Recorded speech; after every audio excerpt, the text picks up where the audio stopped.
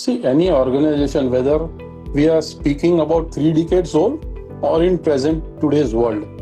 So what we are talking is as of today. See, all organizations will face challenges. The data any organization has is all scattered. So that data has to be a quality data. How do we do that? Again, you will have to involve all the stakeholders because in any project, everyone is involved. When it comes to managing artificial intelligence for businesses as well, how do you see this as an opportunity and as a challenge both? First, we'll have to chalk out what is the roadmap, what we want to do. AI is not one particular project. It's a continuous process. It's a continuous journey. If that is the mindset, definitely we have to go with AI. At the same time, when it comes to AI and automation, how can businesses draw the line of being overly reliant on technology and also being independent? So end of the day, AI is built by human beings like us only. Now coming to organizations has to very clearly draw a line where I want the use cases of AI. See, we'll have to be very much mindful, as you rightly said, the security part of it. How do we do that? You will have to have a very strict process, yes, and the technology like automated incident response. If any incident happens because of AI, you should have technology in place where instead of reactive, at least the moment that particular incident has happened, it goes to the right people. Great.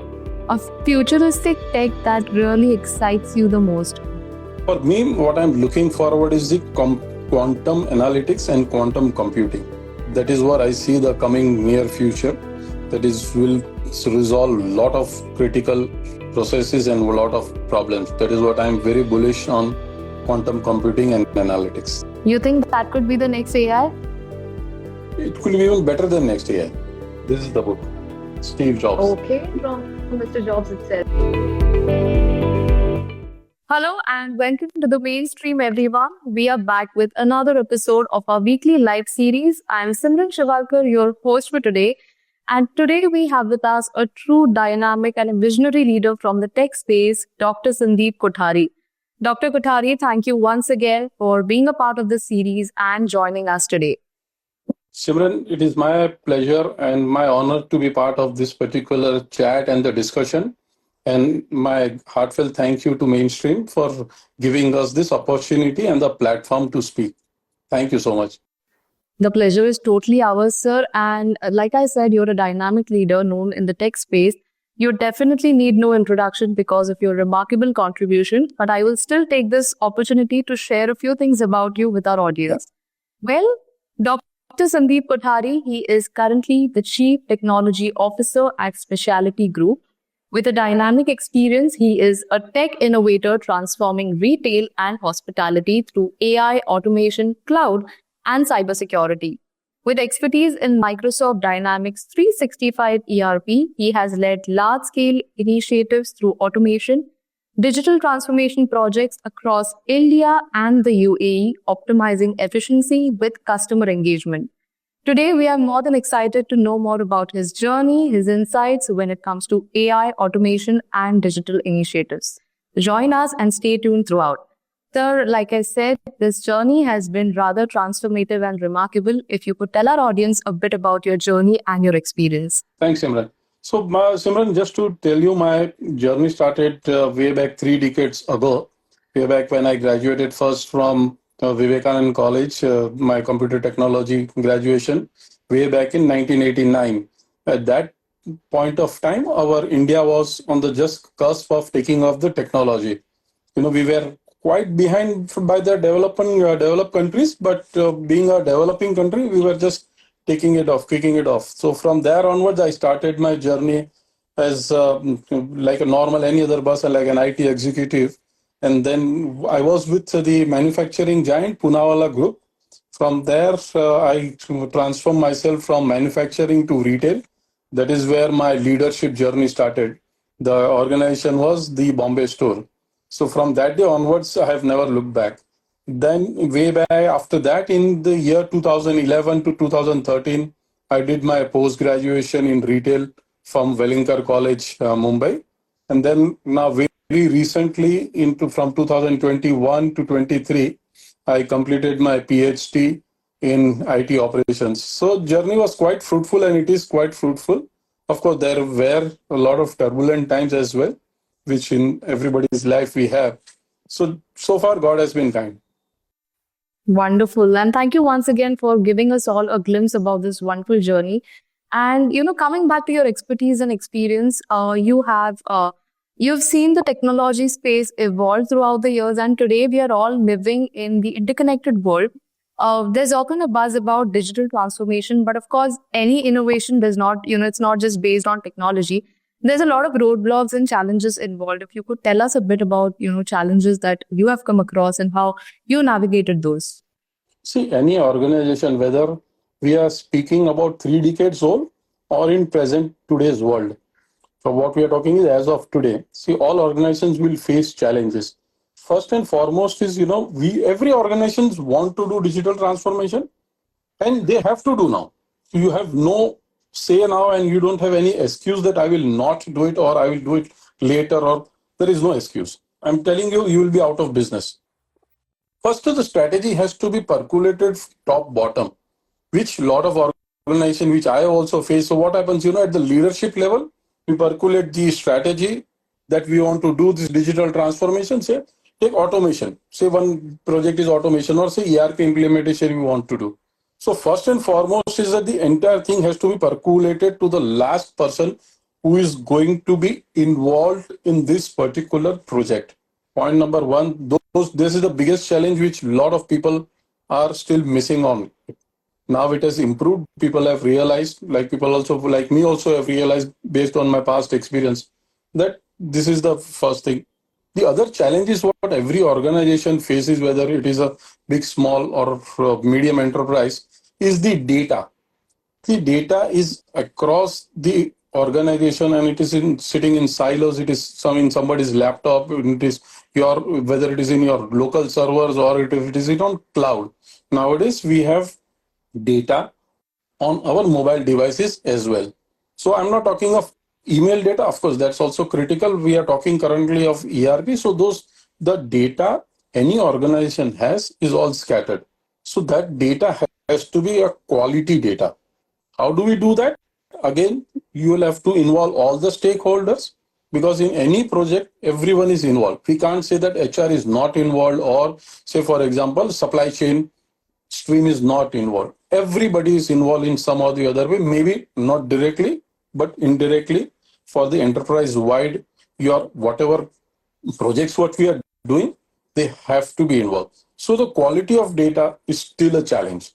And what happens also, the outside partner community, whether you tell it tier 2 partners or say tier 1 partners like big 4 consulting firm or big 4 IT firms, it is quite unfortunate that very few people come and tell us before the start of the project that, hey, look, where is your data?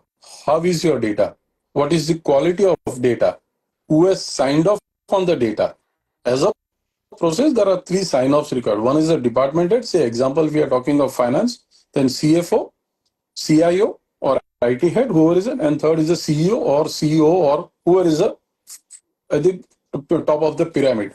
They all 3 have to sign off. Unfortunately, very few people inside the organization and the partner community inform us way before the project starts. That's the very crude truth in the market. And what happens, a lot of projects get skewed. Either if they go live with that non-quality data, then it's even bigger disaster, because you don't get that same quality of output. That is where the whole rigmarole starts, at what we did.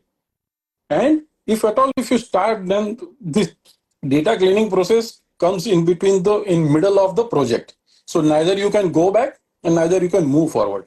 So that the timelines get skewed so badly that your project gets derailed. Number one, the cost expenses goes up. There's a missed opportunity, and there are huge heartburns within the organization. Third is the cultural change. The people have to accept that we are getting a new modern global practices within the organization. we have to, any organization has to fight the competition. How do we fight? Because if you have proper data, if you have proper systems, then you will be able to take decisions quite agile manner. And the last piece is the team across the organizations. They need reskilling. If at all there is a death, and in any organization, again, that has to be there. It is bound to be there. There is no surprise. But then, if you don't take care of that, then again there is a fallout. So these are a couple of few challenges, Simran, which people should be very, very careful and take it. Take my words. If you don't do this, I've seen a couple of failures. I don't feel ashamed to say that there were failures from my part also, but we bounced back quite fast. We got support from the organization. They gave us humongous support. That look, okay, now we have failed. We are there with you. I got good support from my management also. That whatever has happened, but we have to sail through. So if you have that type of backup, yes, those challenges can also be overcome, Simran.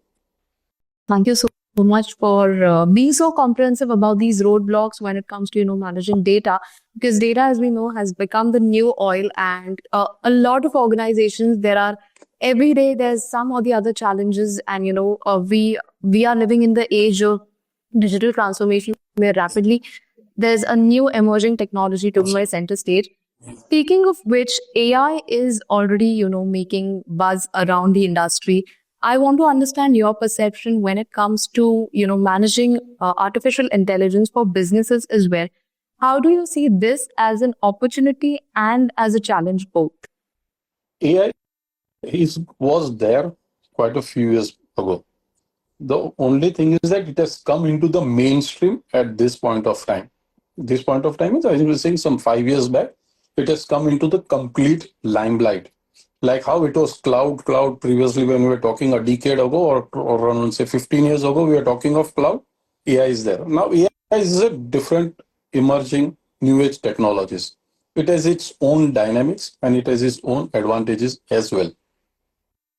He's We'll have to educate our organization that AI is not a magic stick. See, again, in AI, what we want in AI, whether it is a predictive analysis, whether you want the employee data to be on a click of a button, there are number of use cases, Simran, we can do. But first, we'll have to chalk out what is the roadmap, what we want to do. AI is not one particular project. It's a continuous process. It's a continuous journey. If that is the mindset, definitely we have to go with AI. We can't stay back now, because the critical task and the time saving what is happening with AI, the way they compile the processes and the output what we get in the time volume is it's phenomenal. And here the challenges, two challenges you will face. First of all, the current employees, they will say, now if AI has come, what is my job security? That is where you will have to do a very clear brainstorming along with IT, along with management, and along with your human resource department. By giving them the confidence, look, your job is not in danger. You will become more efficient. I'm just giving you a couple of examples. You'll have to tell them you will become more efficient. You will come out of your mundane task. And then only company will, whoever are not in 5 days week, they will be able to come back to a stream where we can do a 5 days a week. Your roster can be set. So that is, and it is even more challenging when you are talking of manufacturing. I have been got the opportunity to work one of the largest manufacturing. I'm not talking of my initial days, between mid of my career. There it is even more challenging. You will have to tell those shop floor guys, okay, what is IoT is happening, or what is industry 4.0 now, industry 5.0 is coming into, then it's already there in the current market. So we'll have to sit along on floor with the shop floor guys or those workers, give them that confidence. Now this is what we are talking of AI, and then if that is happening, it's a super journey.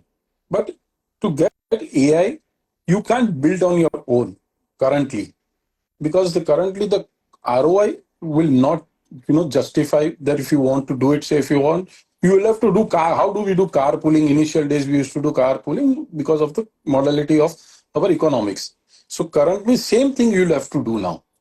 You can't just sit and say that I want to create an entire infrastructure, build AI model within my organization.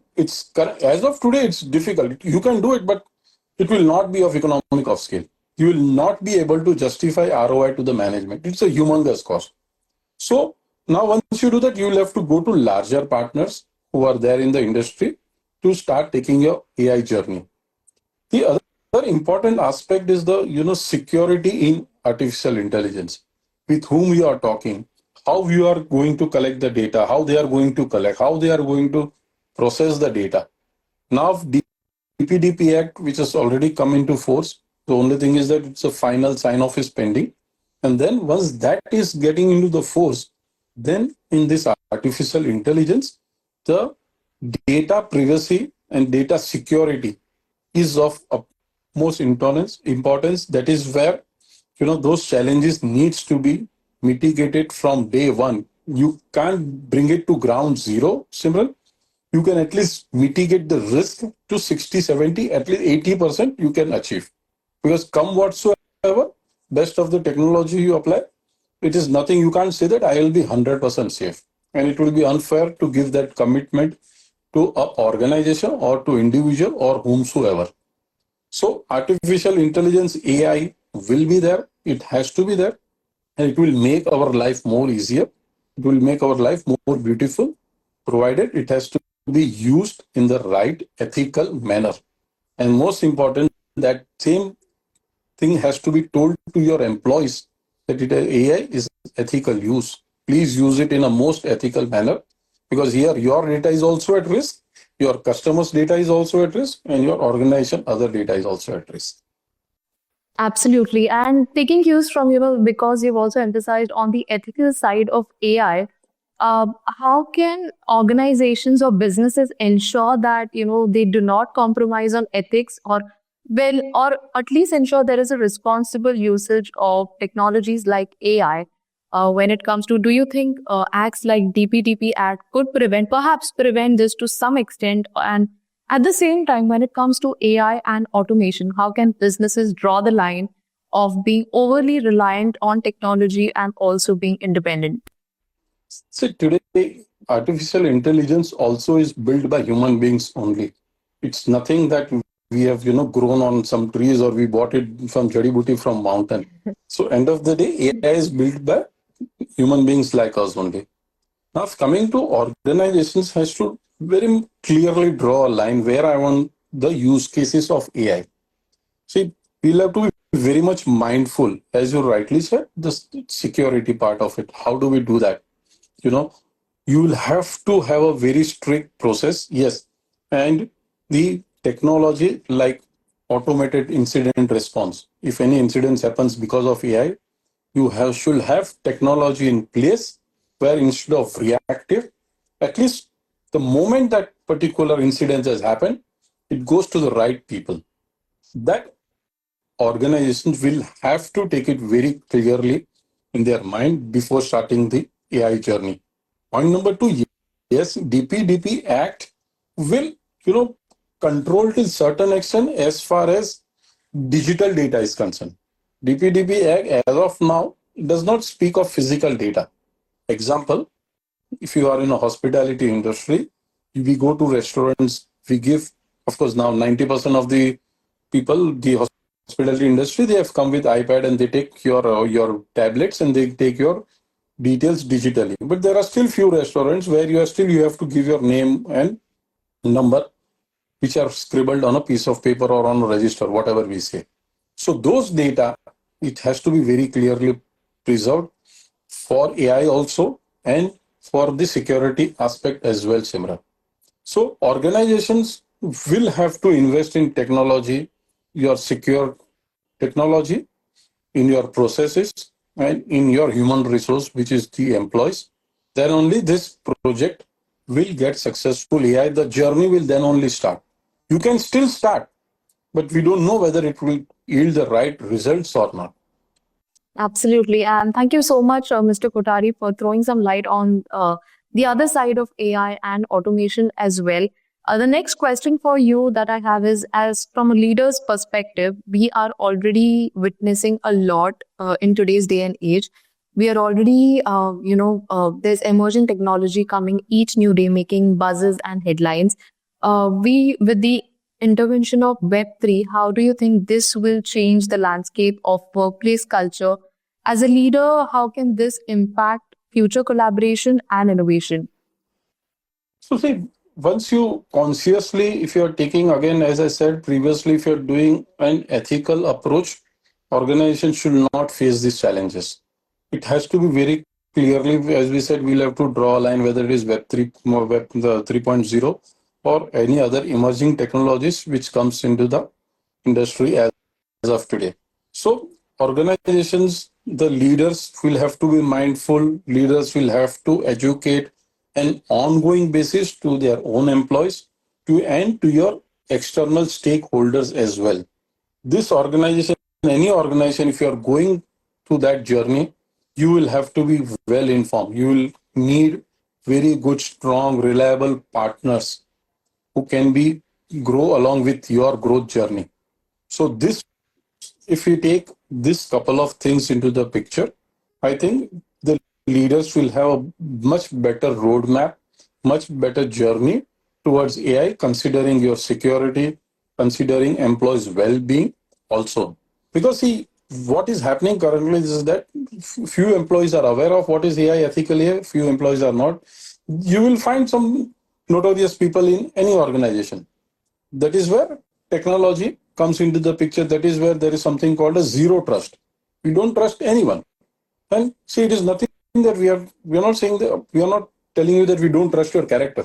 But the actions, whatever we are currently doing, today we have to protect ourselves, protect our customers and our whoever are the external stakeholders first.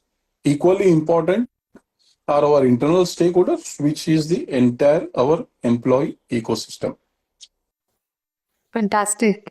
And thank you so much for being very insightful, Dr. Kothari, and providing some use cases as well. This session has been deeply inspirational and engaging.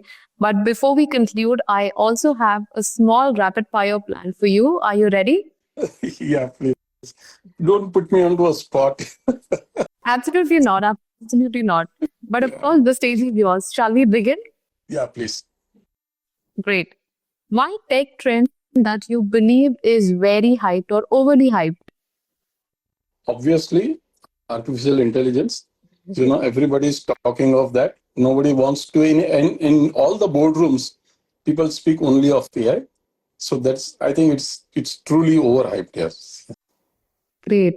A futuristic tech that really excites you the most?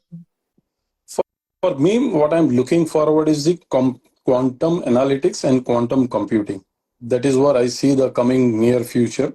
That is will resolve a lot of critical processes and a lot of problems. That is what I'm very bullish on, quantum computing and analytics. You think that could be the next AI? It could be even better than next AI. Okay. Let's cross our fingers. And next, most dangerous, a cyber attack or an AI gone rogue? What do you think is more dangerous? Obviously, cyber attack. AI is not Okay. that dangerous what we think, because people Okay. are now slowly becoming mindful. But see, cyber attacks is a bit of beyond our control at times. Come whatsoever, whatever precautions you take. So for me, cyber attack is extremely dangerous. Absolutely. And lastly, one book that you have recently read and that perfectly captures the future of technology. Any book that you've recently come across. I'll show you this. This is the book, Steve Jobs. Okay, from Mr. Jobs itself. Yeah. The It's father written by Walter. of innovation. Yeah, father of innovation. So I strongly believe in his ideology, the way he had bought the products out in the market, the way he has changed the entire future of Apple, and how he has made our life much simpler. Because based on that, if we are able to understand his ideology, I think we can make our customers even more happy than him, what he has tried to do. I think we all can agree to that. And with that, Dr. Kothari, while we conclude this session, I really want to take this moment and thank you so much for being a part of this series and joining us today. And thank you, Simran. Thank you, the mainstream, for giving me this opportunity, for giving me this time to share my insights. I'm really grateful. Thank you so much.